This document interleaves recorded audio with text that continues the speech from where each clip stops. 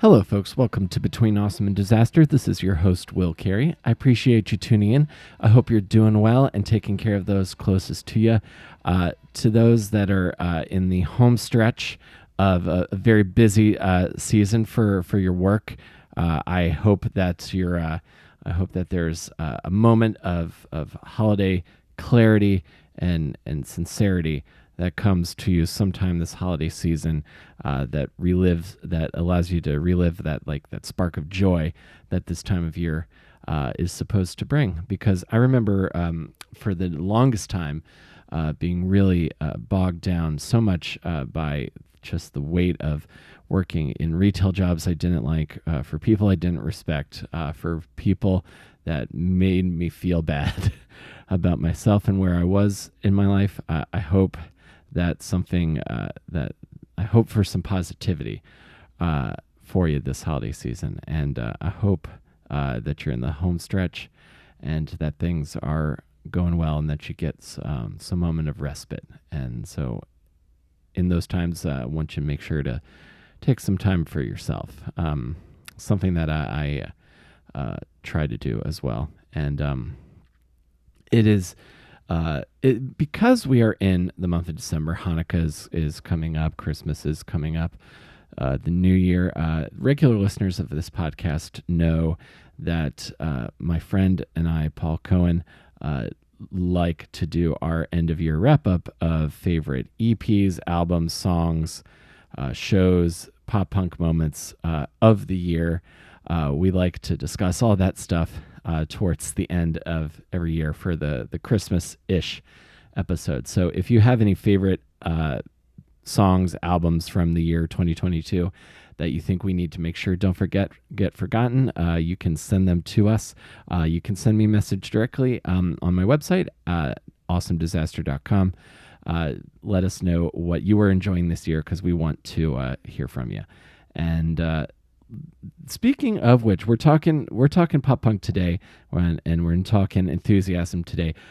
I cannot wait to share this episode with everybody. My guest on the show today is Cora Small. Cora Small is the lead singer, kind of the brainchild of the pop punk band, the Everafter, who have two incredibly solid EPs, just like jam-packed with absolutely killer songs. I became aware of Cora through lots of my new mutual friends in the Philadelphia music scene, particularly my buds in the band Goalkeeper, and then I checked out her band and really loved what I heard, and reached out and was able to have this really enthusiastic and exciting conversation. The Everafter are in a place where we are building towards a triumphant return of sorts, but there's a lot of great road stories, a lot of inspiration to be had. I, in particular, like talking to singers and to lyricists. I find it really inspiring, as that is an area that I continuously work on to improve. And learn about, and I've learned a lot. I learned a lot in this podcast in terms of approaching vocals in the studio, as well as what to do once you get on that stage and it is time to command the crowd, the craft of being the front person, the front man or front woman, the center of attention, to you're not just up there singing, but you're putting on the show. You're the leader of the band, so to speak, which is something, given that I have so many years in stand-up of being the center of attention, being me. That aspect of being in a band is something I've always liked as well. And I just had a really great time chatting with Cora. If you want to check out her band, the Everafter, you can get their EPs wherever you get your music. I think they are spectacular, and I'm looking forward to a phoenix from the ashes moment for them, hopefully in the future. And we get into a lot of stuff here, and I think there's a lot to be had. There's a lot to be had, especially if you've ever had moments of doubt, and kind of what pushing through that looks like. So thank you all for being here to check this out. Listen to the Everafter wherever you get your music, and let's talk to Cora Small.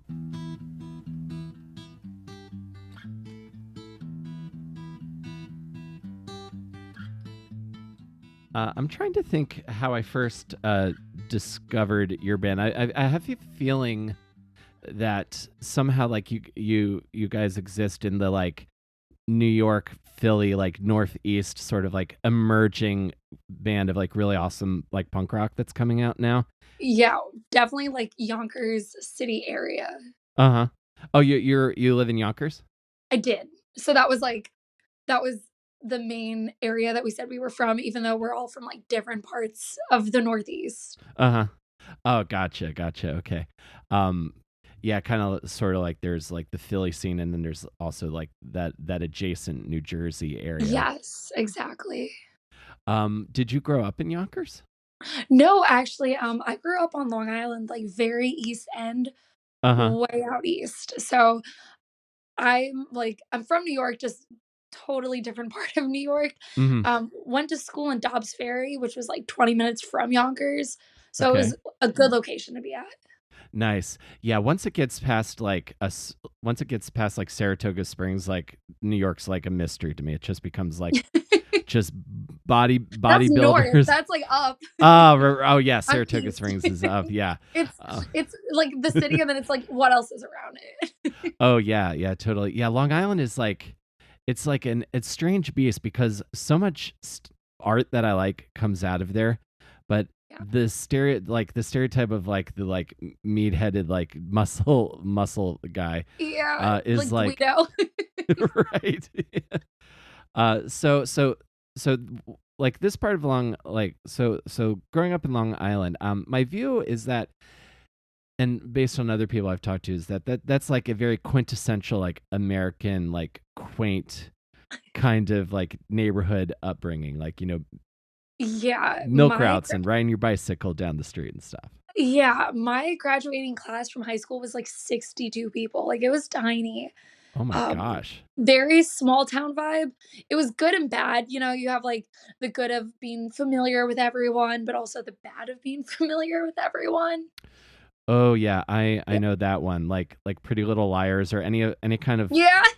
any kind of show that's just like a lot of bored people who don't have enough going on and just want to like, oh, did you hear about Jessie? Well, Yes, she's exactly.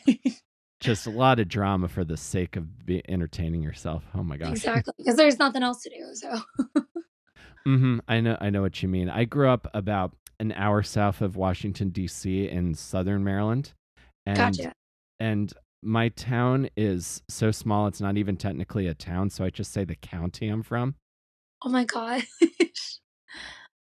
which is very Wow. like Maryland specific. But you have me beat 62 graduating class. I even think Yeah. my tiny high school had more, at least I think a few hundred. But wow, that's Yeah. insane. So Yeah. so how big was this school then? Now I'm just curious. How big is this like a one room schoolhouse?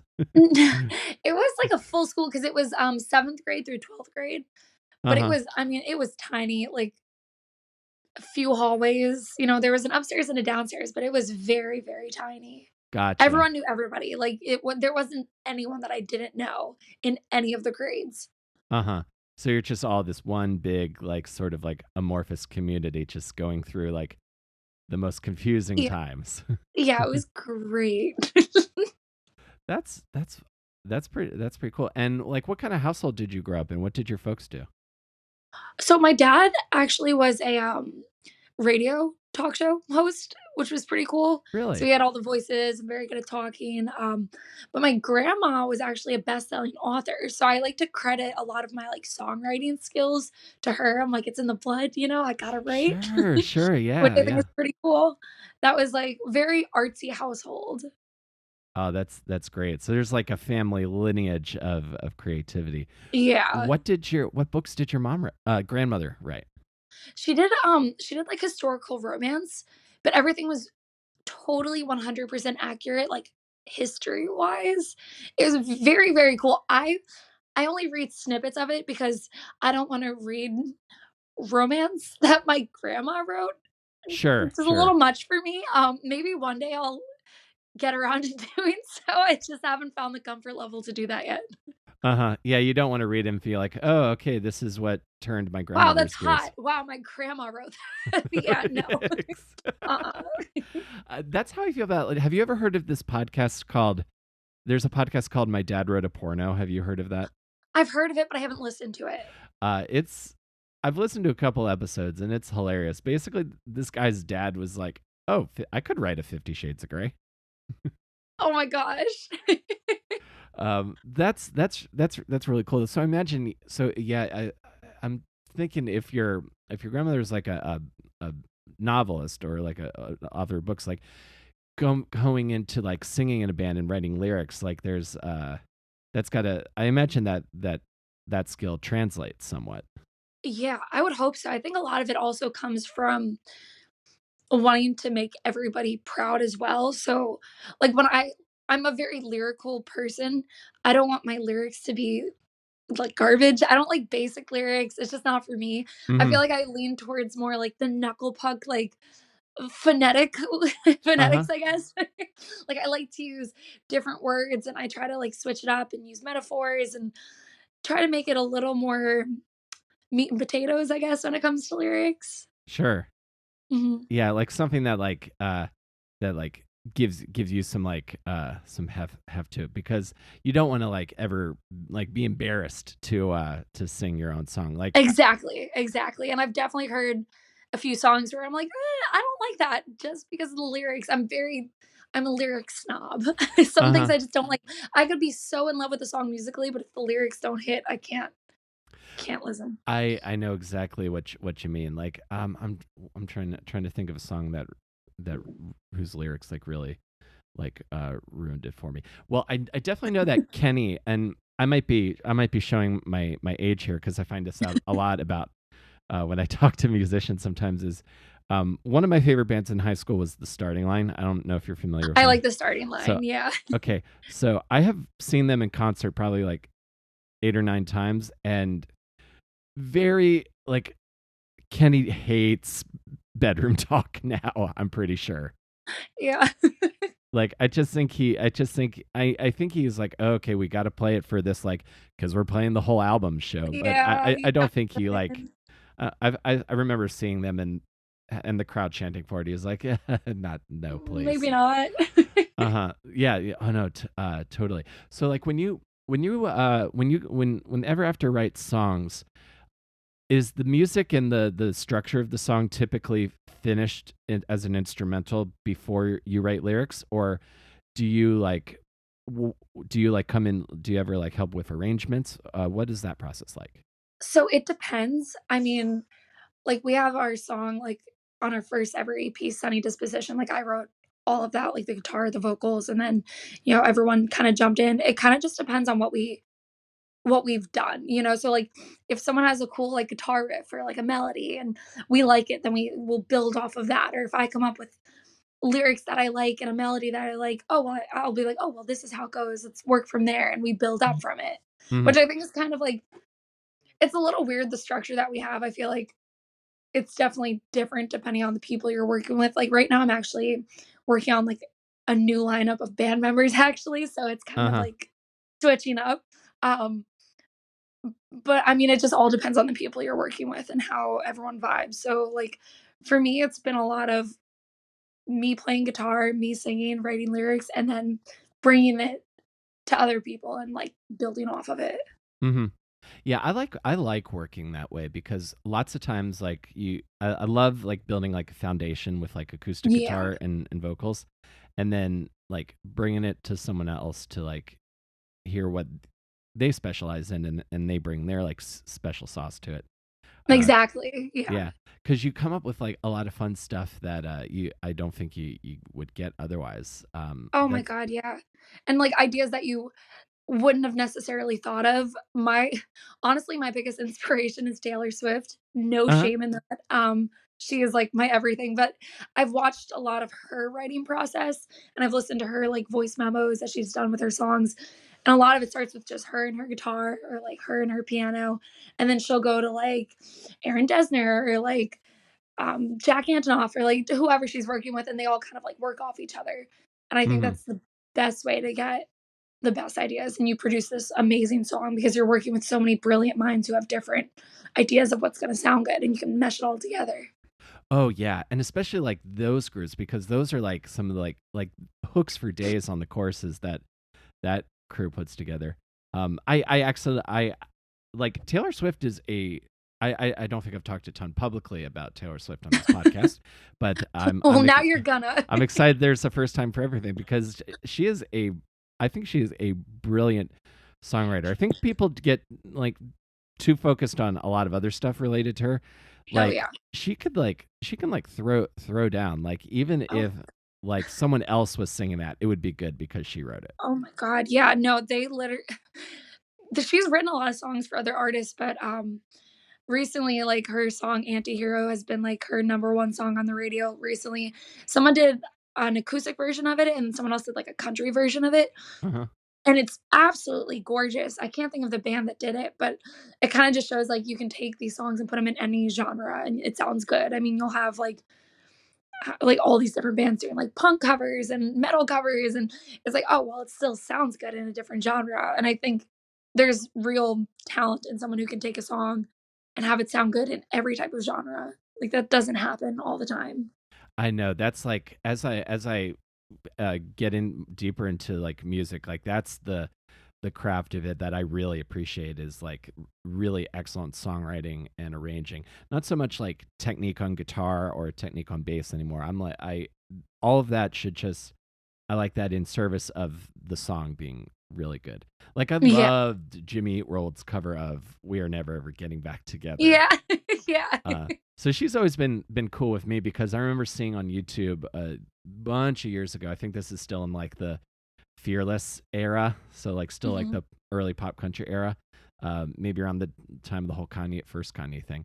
Um, but I remember her like I think on an Arizona stop, she covered the middle, and Jim from Jimmy Eat World She came out, did. and they're doing like a breakdown where he's like playing the song before like it kicks in, and she's like talking to the crowd and like hyping up the crowd, which is a thing I love to do.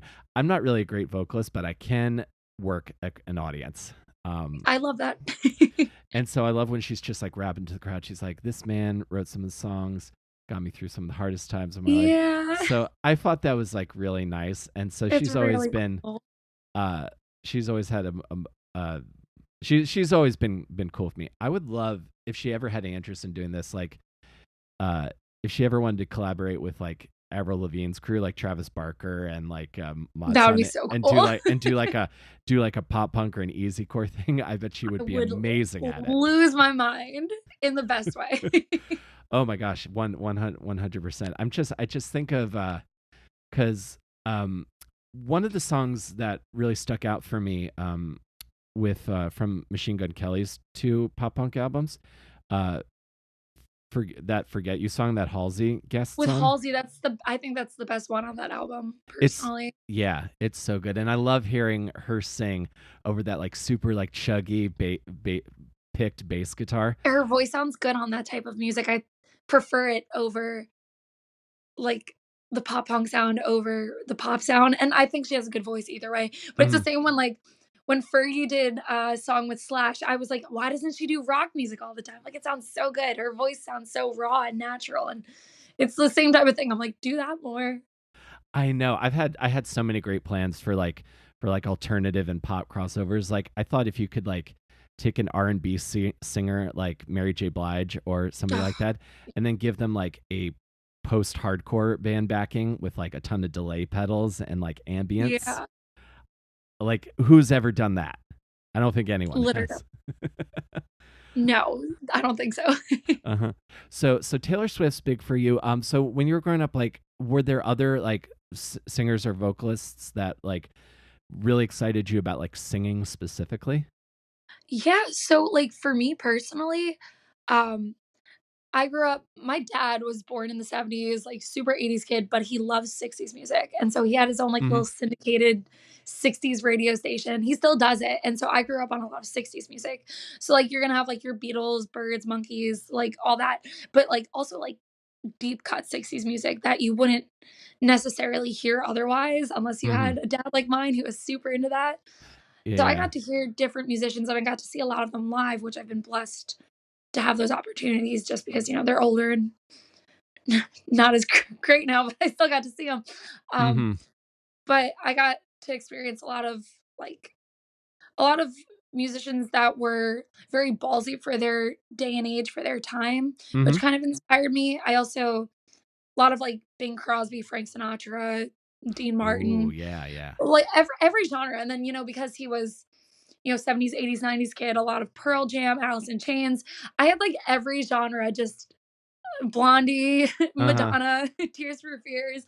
Um, I would say my biggest ones when I really started to get into music were probably the Beatles, Vanessa Carlton, Ben Mhm. Folds, and Taylor Swift, which is, like, kind of a weird grouping, Uh-huh. but I like every genre of music. There isn't something I don't like. So That those is were, like, my main ones. that is very, very cool because you have like a killer voice. Like when I'm Thank you. listening, I was listening to. I want to make sure I get the title of this right. I was listening to um I think it's the newest EP where I came from, Mhm. and Yeah, I'm listening to it. It's like, oh, she could probably sing like anything, but she has this like really powerful voice over these like chunky guitar riffs. I love this. thank you. Did you have like a did you have like a patient zero for when it comes to like pop punk music? Yeah, so, I had started listening to pop punk music, like, a long time ago. Um, I wanted to be, like, cool and angsty and different in middle school, you know? Mm-hmm. Avril Lavigne was number 1. Like, I listened to her Uh-huh. since, like, her first few albums. Like, I was little, and I was like, "I need to have pink hair and be cool and ride a skateboard." But, what's cool about that is I think I might have been in, like, ninth grade of high school.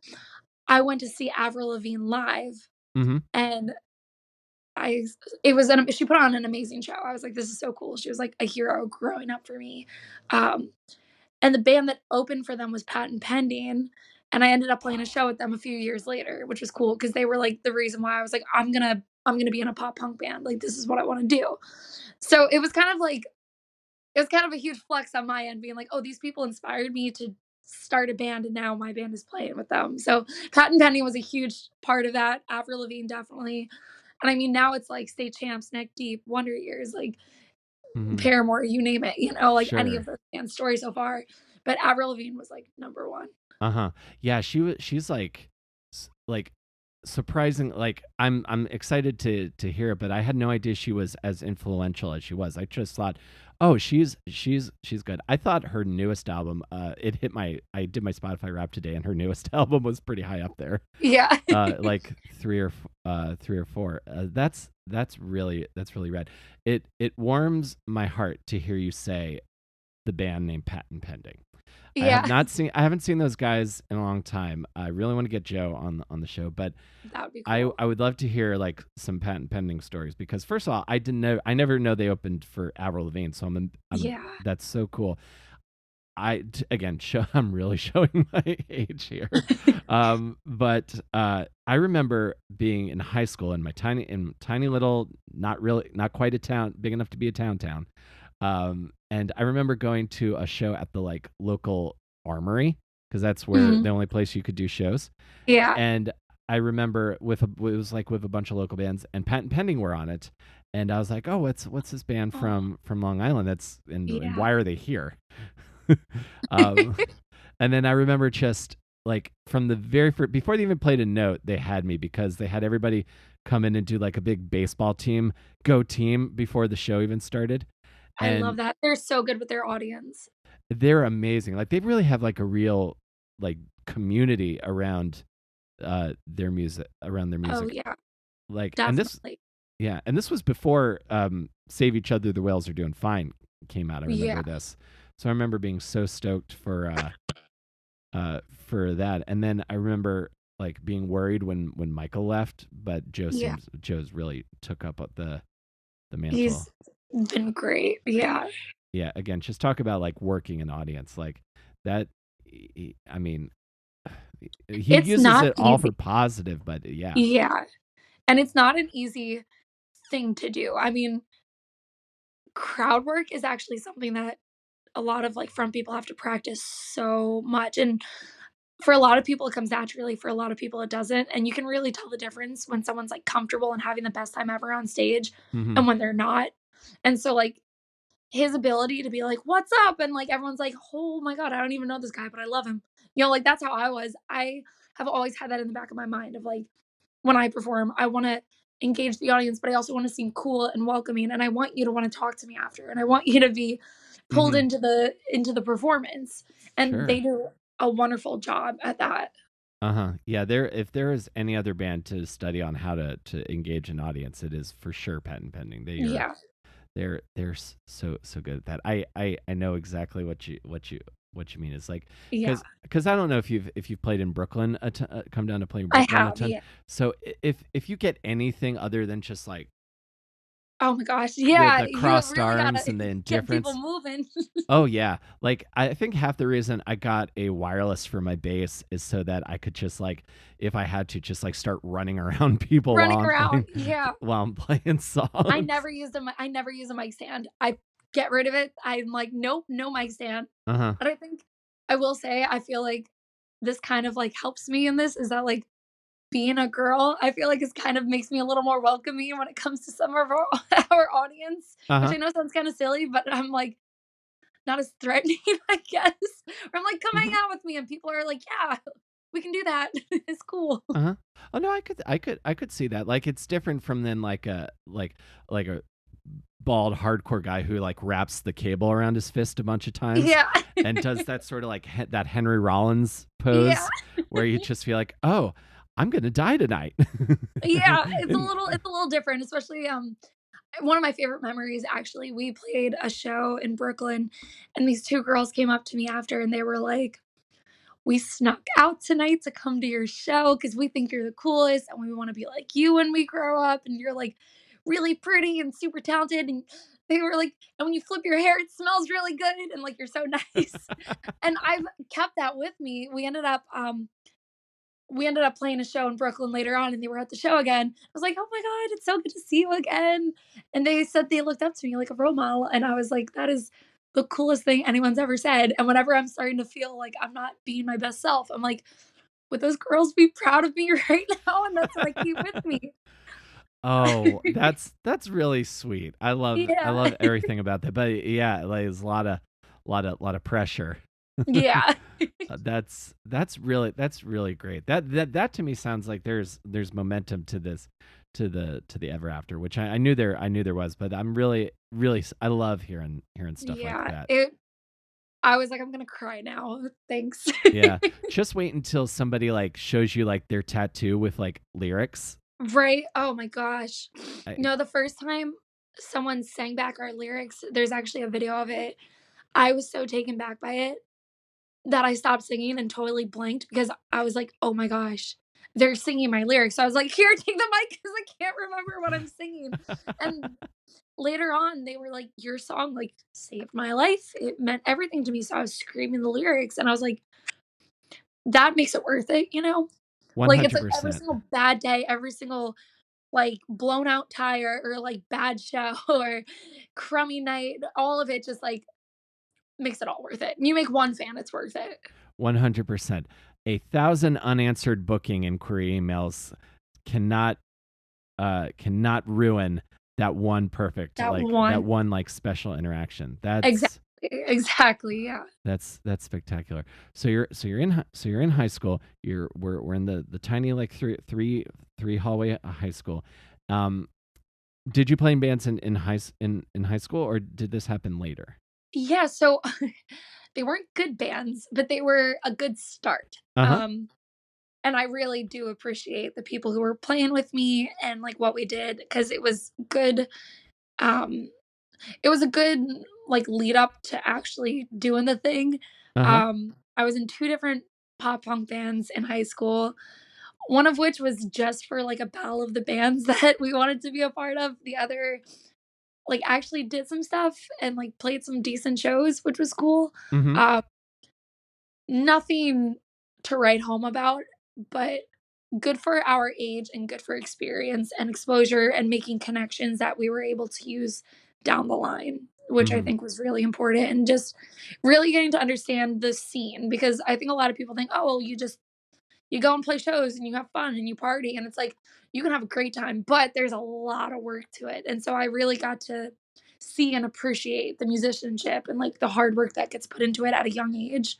I also played clarinet in my school band, so Sweet. I learned discipline. Uh-huh.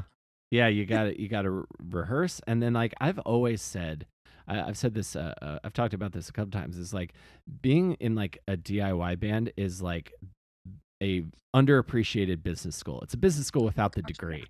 You have Like, to learn so much. yeah, you gotta learn logistics, you gotta learn auto repair, you gotta learn event planning, you gotta learn marketing, It is so much. It is so much, like, I've I've learned more from that than I did in, like, any class I ever took just doing music.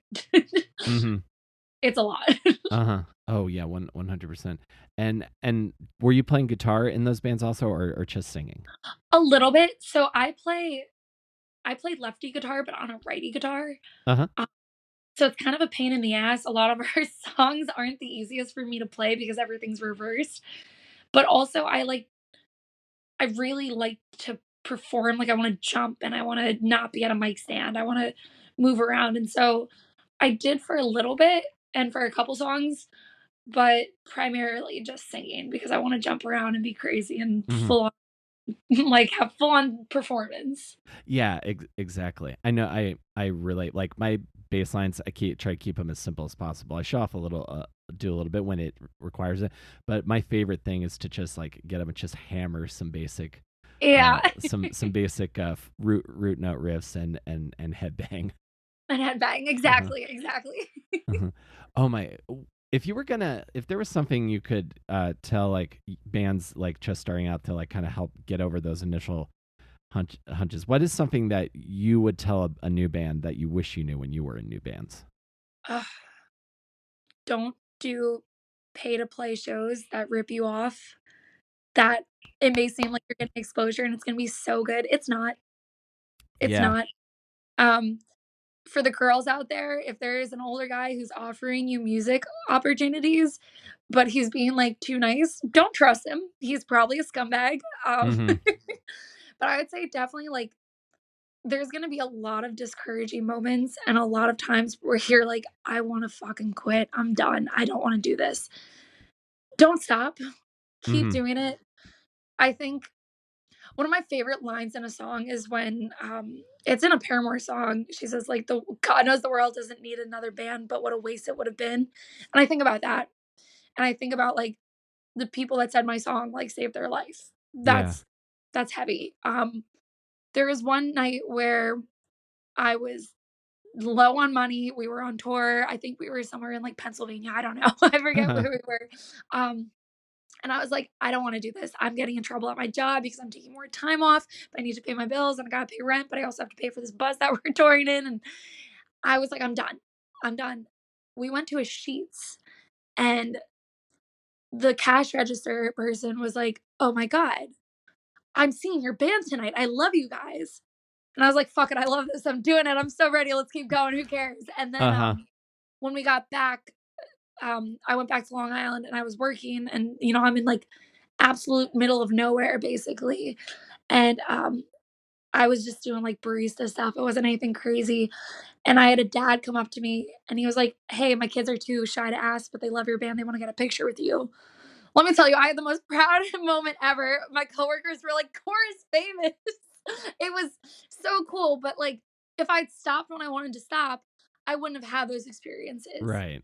Um, and that's been something that I've experienced a lot in my life. Like I was saying before, I listened to like a lot of 60s music growing up. Uh-huh. When I got my first ever guitar, I was getting really frustrated and I threw it down. I was like, I never want to play this. I'm done. I can't do it. And Mhm. for Christmas that year, I got an autographed an autographed guitar chord book from Mike Nesmith of the Monkees, who's like a '60s Uh-huh. band, and Yeah, yeah. it said, "Dear Cora, keep working on your music. It's worth it."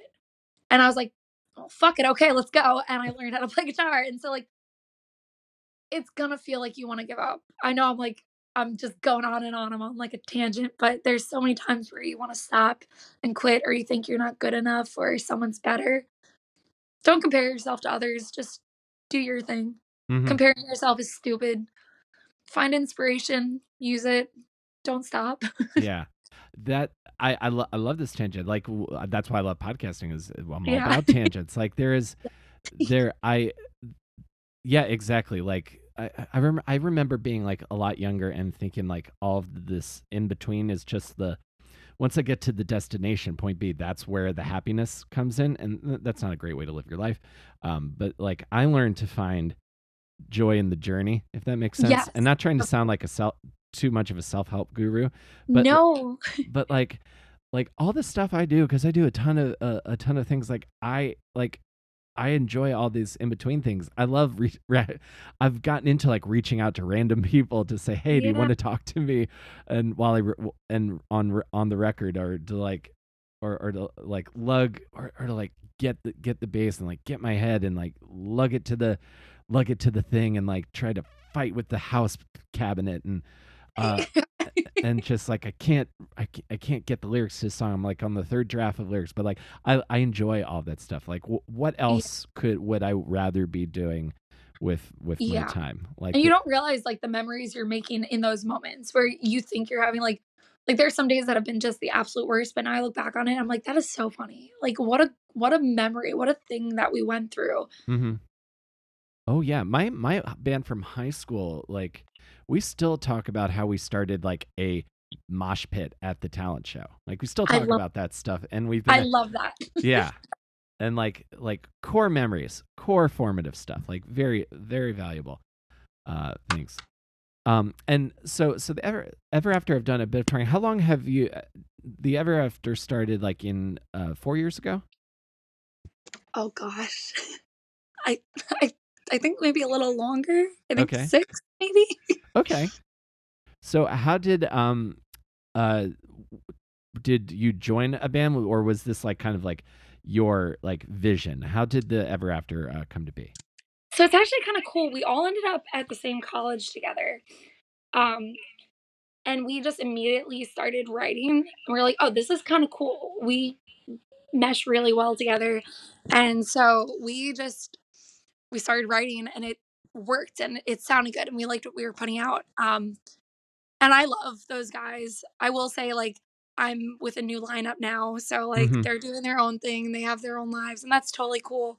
Um but I definitely think that without them there would be no groundwork for what I'm doing now, and I I credit a lot of what we did to them. Hmm. But yeah, so a lot of like college stuff. It was very college based because we all went to the same school and the same programs and we knew the same people Hmm. and it just worked and we found a sound we liked and it just went from there. Very very cool. So you kind of just like come together, get write some songs, Y- and then and you have two EPs. Yes. Cool. And from the little bit of reading I was doing, you did like so this first EP comes out. You do a show with Patent Pending, which I imagine was pretty amazing. That was very cool. Where was that? That was at Amityville Music Hall in Ah, Amityville on Long Island. Yeah, I've heard of this place. it was like a hometown show for us. Kind of because like the drummer and I were both from Long Island, so that was like a big deal. So we knew a lot of people, but also it was like I said before, like, oh, those are the guys that like inspired me to start a band. Holy shit. And I made an announcement about that while we were on stage. I was like, I just want to say, like, this is cool as hell. Uh-huh. Pat and Penny, and like, I was like, you guys were right. Why I was like, oh, let me join a band. Let me start a band. And they were like, we remember that night. That's so cool. Oh, that's spectacular. It's so fun to have like full circle moments like that Oh again. my God. Yeah. It Totally was very cool. totally we'll keep you going. So let me ask you about singing in the studio. Like when you first go into like a studio or recording space to sing for the first time. My experience, like as a guitarist in my first band is that I almost completely forgot how all our songs went, or even what my name was, or how to play, or Yeah. how to play my instrument. I was curious what your experience is like recording your first experience recording in a studio was. Yeah, so we were lucky enough that at our school we had access to these like multi-million dollar studios. So Sweet. like bless, like that was Uh huh. super cool. Huge money saver, especially for young college students in a band. Um, it like it's a little nerve-wracking because I feel like when you first go in, you're kind of tense and you need to loosen up and you need to find your rhythm and find what you want to do. And so I was a little discouraged in the beginning because the first few takes I was like, this sounds stiff and weird and not good at all. There's like no emotion. It's just singing and it's nasally and I don't like it. Um, Once I got comfortable though, it was like a home in there for me. Like I could be in the booth for hours and lose my mind a little bit, but I loved it. And weirdly enough, I wear glasses or contacts. Mm-hmm. I don't like to wear them when I'm singing. I take my glass off, I take my contacts out. I wanna just I don't wanna see. I've seen enough. I don't wanna see. And I don't know, I just go for it and I really feel the song and I get really in the moment. Um, a lot of water, definitely a lot of water needed. Uh huh. But I actually really like being in the vocal booth, and I think if you have people who are on the other end of the vocal booth, you know, people who are mixing, mastering, producing, whoever you have over there, if you have a good group of people, you're gonna do a lot better because they're gonna tell you what they need from you. So like, hey, that was really great, but maybe a little more angst on this, or add a little more like a little more like emotion to this, or add like your consonants aren't strong enough in this on this word or this lyric. And I think that that's so important. So like a lot on my end, but having good support on the other end of things is also really really important. And I was lucky enough to have that for both of the EPs. Great. Yeah, like the real art of like delivering a performance to like Yeah, convey the emotion in the words so that the audience, like the listener, can feel it. exactly. Yeah. Not I always feel like that process is not too dissimilar to like an actor like learning lines for Exactly. a Yeah. script. That's very cool. When it comes to writing songs, how do you develop like vocal melodies? Like listening to songs, how do you know that a certain song is going to go like da da da, like Yeah. or Um you know, it's weird because it kind of just comes naturally. I don't uh-huh. really like I'll just start singing. I'm like, that sounds cool. And I'll record it on my phone so I don't forget. Yeah. I will have ideas at the worst times, but I'm like, I gotta write this down. So like a lot of the times the melodies just come to my head and I'm like, oh shit, I like that. Mhm. If it's to a song that we already have, I try to stray away from singing whatever the melody is of like the guitars or like I Mhm. try to avoid that. Um, I will say I try to play around a little bit too once I have a bass melody. Like, I'm like, "What can I do to make this stand out or to make this sound a little bit different?" Or, like, what would I think would sound cool if this was another band and I was listening to their music? Mhm. But most of the time it just happens, which I know is, like, a kind of a lame answer, but it just comes to me. Right. Yeah, you just kind of go in there and like there's instincts at a certain point. Yeah. I imagine. Very fascinating. And then like do you do harmonies? Is that difficult? Like once you lay down your main vocal, are you like then harmonizing with yourself, like just singing with Yeah. yourself? Once the main vocals are down, harmonies, and it's like I don't wanna just do, like, a third harmony, like, I like to go crazy with them. So I'm Mhm. gonna do, like, I don't know, I'll jump around and be like, "Ooh, this might sound cool," or "This might sound cool," or maybe Uh-huh. this will sound better with a harmony, but as an "ooh" or an "ah," like, just do, like, a little reverb on this or an Uh-huh. echo on that, but yeah, harmony is after, and that takes a while, but it's fun, but it's also, like, I need to know when to stop because 'cause I'm like, "I'll harmonize everything," which Uh-huh. we don't need to harmonize everything. Sure, sure, yeah. We don't need that. Uh-huh. Yeah, it's like I've always been told it's like a nice boost for like your choruses, and I've also been told to like double your vocals on choruses Yes, so they we sound double like our vocals bigger. on every single song. Very Add, like, very a cool. thickness, I guess, to it. Mhm. Oh yeah, absolutely. So you do this EP and then like you mentioned like tour bus earlier. Like did you it sounds like you hit the road like pretty hard for Yeah, a while. We did a couple weekenders to start off in the beginning of it, and then we started doing longer runs, and we bought a bus. That was a huge investment. We totally flipped the bus. So it was like a school bus, like a college shuttle. Totally flipped it, turned it into like the coolest bus ever. It had like a whole bench area for seating and like cushions, and we decorated it, and then we had beds and then like a huge loft bed in the back with like a storage underneath and cabinets. And our buddy Max, who is the coolest ever, he like does that. He has like a Uh, bus that he always worked on, and he helped us with all of it, and it was a lot of work, but it was such a cool bonding experience. And now I can say I built a bus. The bus ended up breaking down after a few runs, which was really sad.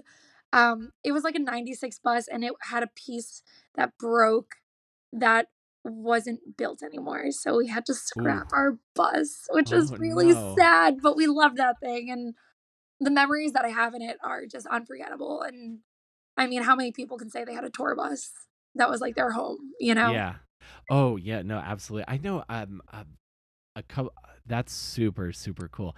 I'm picturing it because this comedian I know built his own tour bus Yeah, too, and he just kind of drives that around when he does like runs through the I Midwest love that. and such. I love that. That that's so cool. That's really cool. So like, what kind of places were you playing? I imagine were you hitting like Boston, Philadelphia, and Oh like yeah, like Ohio? all we went all the way up and down the East Coast. As far as like I think like Garner, North Carolina, like Charlotte, North Carolina area. Hmm. And like I mean we're playing like Philly and Baltimore and Boston and Scranton and Maine and Massachusetts and New Hampshire, like Manchester. We were just all over the place up and down, just wherever. And we ended up getting like a good following in like Baltimore, Hmm. especially, and then like the like Philly area too. I know you talked with Ryan from Goalkeeper recently, right? Yeah, I had all of them Yeah, on. I listened to that for a little bit. We're really close with them. I love those dudes. Like they're like Hmm. my homies. So like we always try to jump on shows with them. I hope they don't listen to this, but this Saturday I'm going to surprise them at their show because I'm in New York. So I'm gonna drive to Philly. Sweet. They don't know that yet though, so I hope they're not listening. I hope this doesn't come out yet. Oh no, I this will probably be not next week, but the after. So Perfect. Okay. Well, hey secret safe. guys. That's super cool. Yeah, I wish if I didn't have plans, I would be down at the Record Theater because again, another Drive Through Records band I love, Alistair, are Yes. playing there and Goalkeeper are playing with them. So I Yeah. thought that's just so cool. Where do you usually play when you play Baltimore? Because I went to college in Towson, so I know like Okay. Auto Bar, Depot, Record Theater. Now that it's back, I think Hammerjacks was another one way back in the day. We did the Uh, sidebar, which was yeah, I know really cool. Sidebar. Yeah, that was actually the first place I ever crowd surfed. Um, Nice. it was during our set, and the crowd was so crazy, and I was in a mood because, like, the door guy was like, "It's stupid that you guys came all this way," and I was like, "What do you mean?" He's like, "You're never gonna make it," and I was like, "Well, if no one ever made it, there would be no bands," and he was like, "Oh, well, whatever, you guys probably don't have anything going on." So it was like a big middle finger when everyone went wild to our set, and I was like, "You know what? I've never crowd surfed." I was like, "Hey, guys, you want to catch me?" And the crowd went crazy, and it was super fun. I jumped in, I crowd surfed. The guy apologized after to the tour guy. He was like, "I'm sorry, like you guys kick ass." And I was like, "That's right." I Yeah, was like, "I did good that on for you for. you." The sidebar is really cool. We also played. I cannot for the life of me remember the. I think it was like I don't know if it was like the Raven Inn or something. Very Hmm. Ravens themed. It was Yeah. like a bar restaurant thing going on. I don't know if they're Okay. still around or if they still do shows. That was a cool show too. There was a mosh pit during our set, and people were like bouncing off the walls, and it was really cool. That's awesome. Yeah, I know Sidebar well. I've done Yeah, stand up there back in the day. love it. That's a great spot, especially for like punk rock. That's Oh my god, the so cool. the crowd that shows up is just absolutely amazing. Our buddies in the band Crosswinds would play with us a lot, and they're from Maryland. Hmm.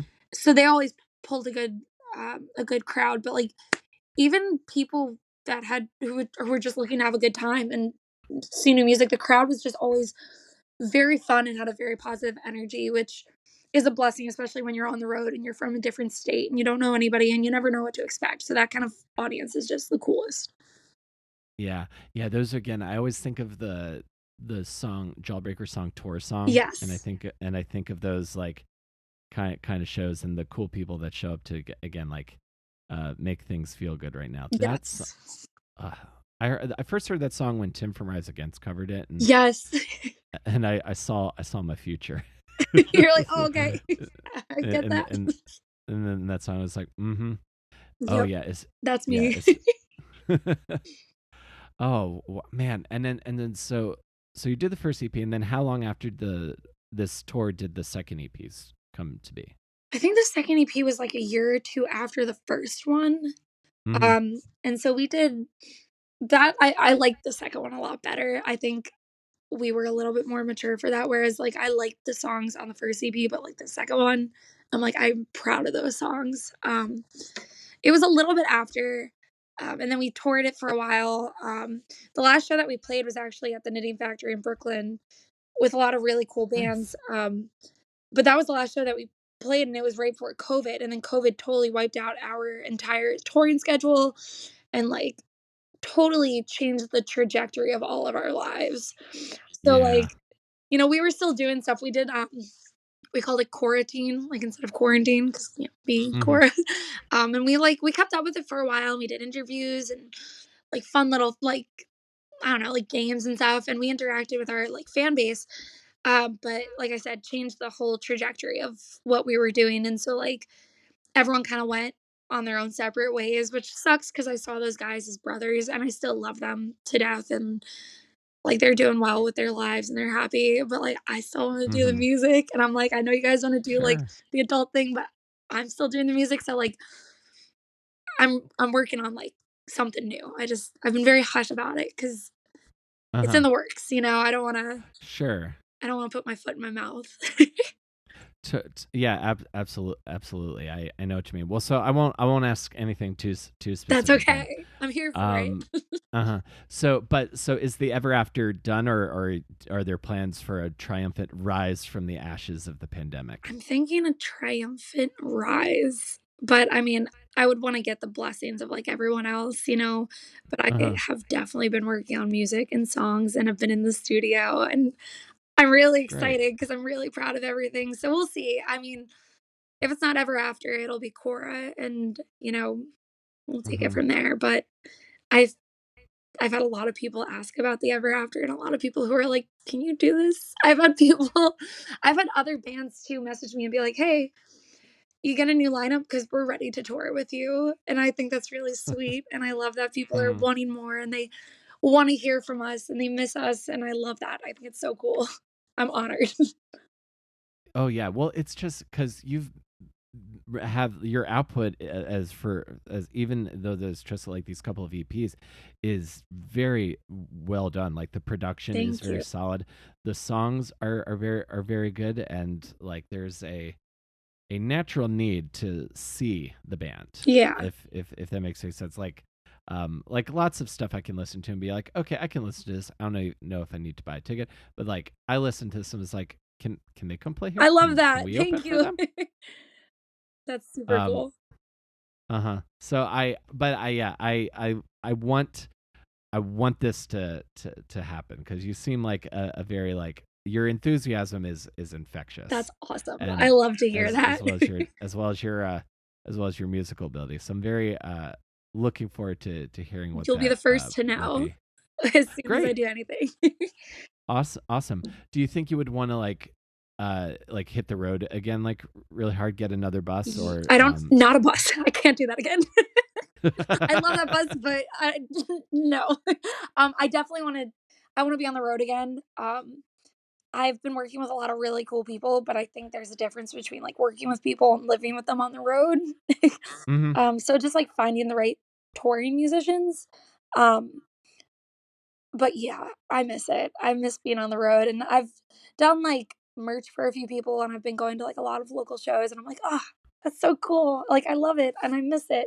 So definitely I'm hoping within like a year I'll be up and going. It's just I've been moving around and I've moved like 3 different times in the past, like, 2 years, like, all over the place. Uh-huh. I've been on a self-exploration journey, and I think I Uh-huh. finally found what I want, and so now I'm like, "Okay, time to go back to what I love doing the most, which is music." So, I just had to go through some stuff first, but I'm back. Oh, sure. My hair will Oh, probably oh. be orange again soon, like Yeah, I was surprised when you were blonde because I saw the photos. It was like, oh, I guess she's like a redhead like Haley Williams is, but Yeah, then, I did the orange hair for so long, like, for years, and then I moved to North Carolina for 2 years. Didn't fit in very well there, mhm. but I was like, well, I'll do blonde because I wanted to do, like, a lighter orange, like a creamsicle color, and I was like, "Well, I have to go blonde first." And I was like, "Oh, I might as well just rock it for a little bit. It fits in a little more down south." But I miss the orange. It Mhm. was like a staple of who I am, and people recognized me because of it, and I stood out more, and also I thought it looked really cool. Uh-huh. So orange will make a comeback very soon. Fantastic. Well, it sounds like there's a lot of exciting stuff on the horizon. I'm Yes. very excited to hear about it. Just before we finish up here, I always like to talk music with my music people. Yes. Is there like an album or anything you've been listening to that you think more people need to be listening to? Taylor Swift's new album, duh. I mean, I figured, but I was thinking like if is there anything like under the radar that. I would say, oh god, there's so many. I've been listening, weirdly enough, a lot of Tyler Childers, which is like folky country, weirdly enough. Hmm. I feel like he's severely underrated. Um, my go-to album the past like few weeks has been, oh god, I can't think of it's the Third Eye Blind album with like Semi Charmed Life and like narcolepsy and stuff on it. I've Oh been yeah. listening to that so much and it is like it was in my top on Spotify. It's so good. Uh huh. It's so good. That's been like my go-to album as of recent. Other than that, it's been like a lot of miscellaneous stuff. To be honest, I've been listening Hmm. to like the modern baseball radio station on Spotify. A lot of men Hmm. singers too. Oh, I I love the love the men Menzingers. singers. I've been They're listening to them so good. religiously. Uh-huh. Well, you can listen to my interview with Tom. I had him on Yeah, at the beginning of the pandemic. I'm Yeah. gonna have to listen to that. That's really Yeah, cool. he's a great guy. And just while I'm plugging Menzinger stuff and myself, there's a podcast called On the Impossible Pod. That's a track by track breakdown of On the Impossible Past. And I'm the Burn After Writing episode. No way! You're kidding. Yeah, people. Yeah, yeah. According to Menzinger's internet, people really liked my appearance. So Oh, I gotta it's check it out very now. cool. Yeah, yeah. My friend Cheska did it, hosted that. It's a it's a pretty cool pod. So I would say check that out for I sure. love that. I definitely will. That's super Yeah, cool. yeah. It was. I really had a great time being on it. I want to give you. I feel like I want to give you some cool stuff to check Please out. send me all the cool stuff because that's like Oh, what I live for.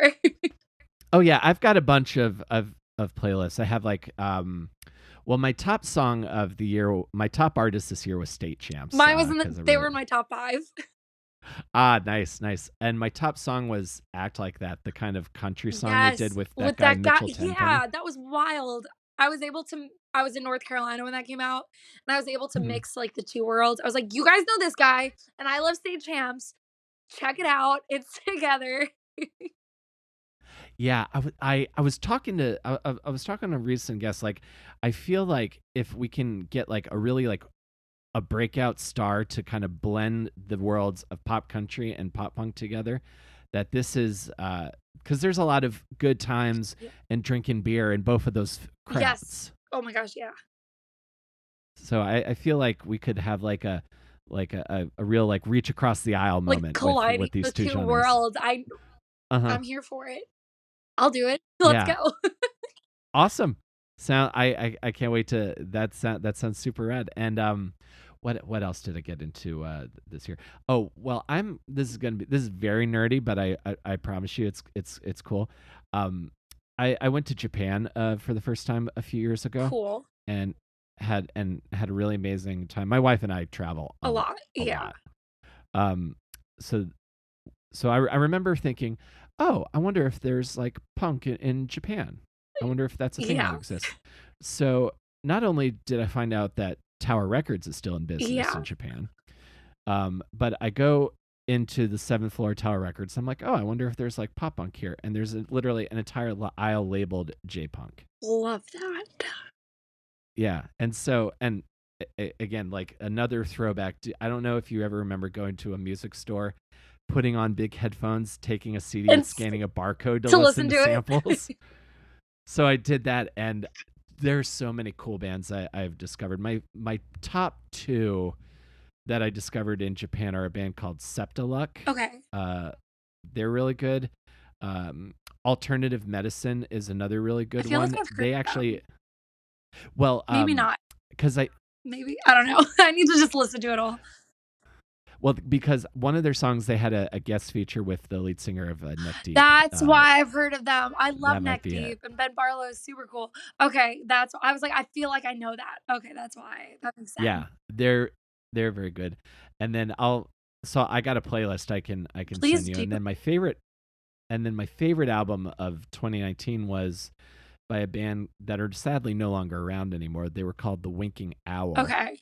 And they had an album called Thank You Love Letter, it's a little more poppy than their earlier stuff, which leans a little bit more rockish, but the songs are just, there's a song called New. I'll have to send that to you because it just literally is like, to me, a perfect song. I'm very excited. I have high expectations now. Yeah, I hope I didn't overhype it too I'm too sure much. It'll be really good. I'm excited. That gives me something to look forward to. Totally. Is there anything else we can plug before we get out here, Cora? I don't think so. I think just like you can follow my personal page and you can see my daily shenanigans. It's just Cora Small.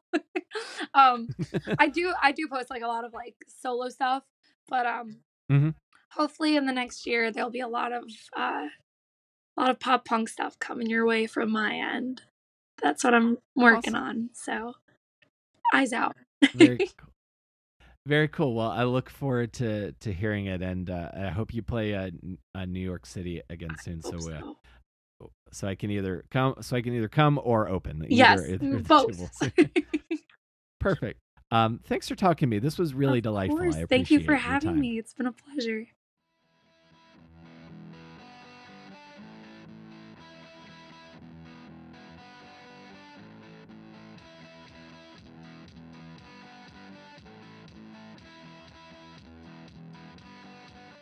All right, everybody. That is Cora Small of the Everafter, incredibly passionate person and performer. I love her band, and I can't wait to see what she does next.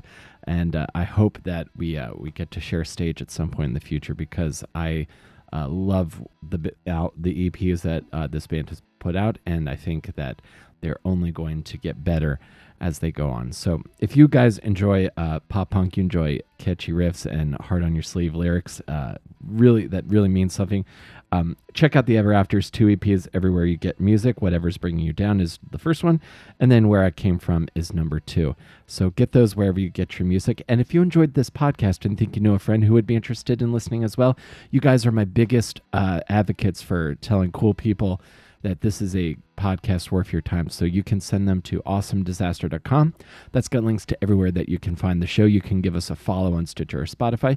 If you listen to us on Apple Podcasts, if you want to give us a 5-star rating and leave a review, it helps the algorithm tell Apple that this is a cool show that they should show people. And if you want to write me a message, you can send me one at my website as well. You can also find links to all my social media at Comic Will Carry on Twitter, at Will Carry 23 on Instagram, and at Will Carry on Hive. If anybody else has gotten on Hive, I am on Hive and Mastodon as well. So we will see what happens. And if you guys want to go a little bit further in your support of the show, you can go to our merch shop as well as our Patreon, which is also available at awesomedisaster.com. And if you guys will spare me one moment, I'm going to get out here and back to my holidays. My wife just brought me a hard cider. I'm going to go enjoy it and have some evening festivities watching Hallmark Christmas movies for our podcast, the Hallmark After Show podcast. So make sure you check that out as well this holiday season. and continue to be excellent to each other. Continue to be well and look for positivity. And I will see you next time between awesome and disaster. Stay safe, get vaxxed and boosted, get boosted, all the boosts. Get them. If you're up for a boost, get a boost. I got one. And stomp out fascism. Take care, everybody.